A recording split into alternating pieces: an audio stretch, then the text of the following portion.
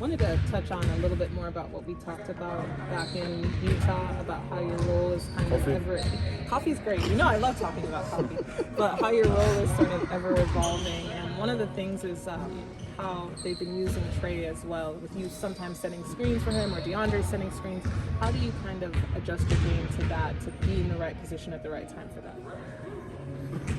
I mean, I'm just trying to use my experience because like my coach in Serbia said, if you don't use experience, it's the same like you don't have it. Yeah. So, you know, being pretty much in all the different situations on the floor, and I'm just trying to read the play with whoever I am. I know what my teammates are capable of, so I'm just trying to help them drive or get me open or get them open or whatever is the case on the floor. And we've seen you have some cool behind-the-back passes, and sometimes those shots don't go down, but when they do end up being converted into an assist, I mean, how does that feel for you that you were able to not only make the pass, but also a highlight type of play?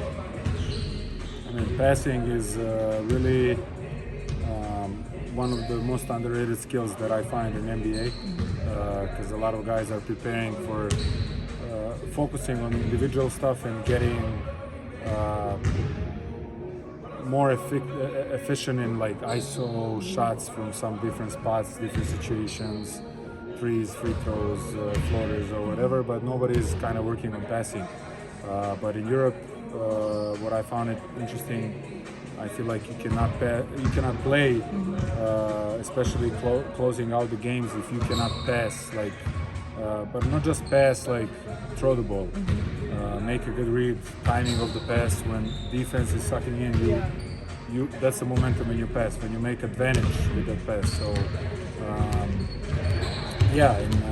when there is a time and place for reading the situation, I'll try to be creative, but most of the times I'm just trying to make a right play.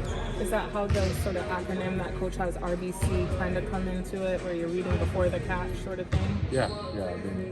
I feel like I've been doing that forever. We just have the term for it now. Yeah. And Bogey, I wanted to ask you about yesterday with the unexpected off day. How were you able to spend it? Did you get some reps in, or did you just relax? Or I lifted, a little bit shooting, but no workout on the floor a lot. Rest today, get a work in. Tomorrow, load day, game day, back to the routine. It feels like kind of a little mini All-Star break.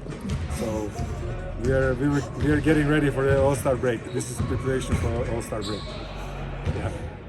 Bogey, what's the biggest key to getting things going for you guys without Jalen on the floor right now? He brings the energy, rebounding. He's just a body that one of the kind in the world, not just in our team. So we really miss him. So his athleticism will be hard to change and adjust in that.